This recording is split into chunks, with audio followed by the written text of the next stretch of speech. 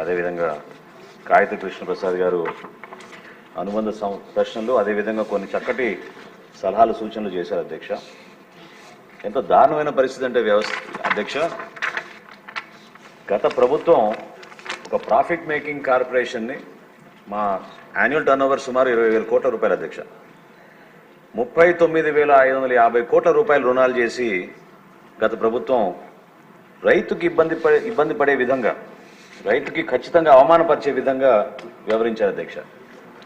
ఈ 39,550 కోట్ల రూపాయల్లో కొన్ని స్టాచ్యుటరీ పేమెంట్స్ మేము చేయాల్సి వస్తే ఒక 2,000 కోట్ల రూపాయలు బ్యాంక్ ఆఫ్ బరోడాకి రాగానే ముఖ్యమంత్రి గారి దృష్టికి తీసుకొస్తే దాన్ని ఇమ్మీడియట్గా ప్రభుత్వం నుంచి చెల్లించడం జరిగింది అధ్యక్ష. ఈ రోజున్న ఆర్థిక పరిస్థితుల్లో గౌరవ సభ్యులందరికీ కూడా ముందుగా నేను మాటిస్తున్నాను. ఎందుకంటే మన ప్రభుత్వంలో రైతే రాజు. ఎట్టి పరిస్థితుల్లో కూడా రైతుకి ఆ గౌరవం దక్కే విధంగా, రైతుతో పాటు ఎవరైతే కౌలు రైతులు మన రాష్ట్రంలో అధిక శాతం వ్యవసాయం చేసుకుంటున్నారో, కష్టపడి అనేక కుటుంబాలు దానిపైన ఆధారపడి ఉన్నాయో, వ్యవసాయ రంగాన్ని కాపాడడానికి కోసం 100% మా శాఖ నుంచి వాళ్ళకి అండగా నిలబడి త్వరగానే, ఎంత త్వరగా వీలైతే అంత త్వరగా నేను మీకు మాటిస్తున్నాను, ఈ 674 కోట్ల రూపాయలు కూడా 10 రోజుల్లోపే మాకు వీలైతే ప్రతి ఒక్కరికి కూడా రైతుకి ఈ నిధులు అందించే విధంగా మేము అన్ని విధాలుగా చర్యలు తీసుకుంటామని మాటిస్తున్నాం అధ్యక్ష. అదేవిధంగా గతంలో ఉన్న రైతు భరోసా కేంద్రాలను ఇప్పుడు రైతు సహాయ కేంద్రాలుగా మార్చాం అధ్యక్ష. ఈ కొనుగోలు విషయంలో ఎక్కడ కూడా పొరపాటు జరగకుండా ఒక కన్సల్టెన్సీ టెక్నాలజీని ఉపయోగించుకునే విధంగా టీసీఎస్ ద్వారా పారదర్శకంగా, ఖచ్చితంగా ఇందాక సత్యనందరావు గారు అన్నట్టు మండలాలు దాటి వెళ్ళిపోతున్నప్పుడు రైతుకి చాలా ఇబ్బంది కలుగుతుంది అధ్యక్ష. ఆ మార్పు అనేది మీకు ఖరీఫ్ సీజన్ కల్లా 100% ప్రతి రైతు కూడా సంతోషంగా ఉండేటట్టు మేము ఆ చర్యలు తీసుకుంటామని మీకు మాటిస్తున్నాం అధ్యక్ష. తేమ శాతం విషయంలో కానివ్వండి, లేదా అక్కడ సిబ్బంది సరైన రీతిలో స్పందించకపోవడం, ఆ విషయాలు కూడా మా దృష్టికి వచ్చినాయి అధ్యక్ష.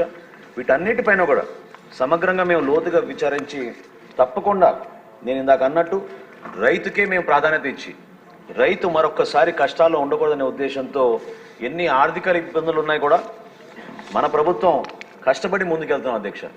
మొన్న తూర్పుగోదావరి జిల్లాలో కాకినాడలో పర్యటించినప్పుడు కూడా నేను మాటిచ్చాను అధ్యక్ష. చాలామంది కౌలు రైతులు అడిగినప్పుడు మొట్టమొదటిసారి ఒక గుడ్ విల్ జెస్చర్గా మా కార్పొరేషన్ తరఫు నుంచి మేము టార్పాలిన్స్ కూడా మొట్టమొదటిసారి రైతులకి మేము ఉచితంగా సరఫరా చేయడానికి ఒక ట్రయల్ బేసిస్ మీద ప్రారంభిస్తాం. అదేవిధంగా మార్చి 31 లోపు మేము ఒక ఛాలెంజ్గా తీసుకున్నాం అధ్యక్ష, డిపార్ట్మెంట్ నుంచి, ప్రభుత్వం నుంచి.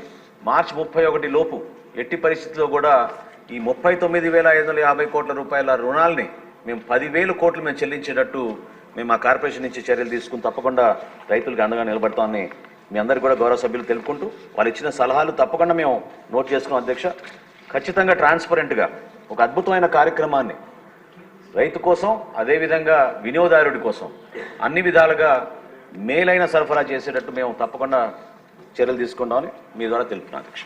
క్వశ్చన్ నెంబర్ 109 మౌలిక సదుపాయాలు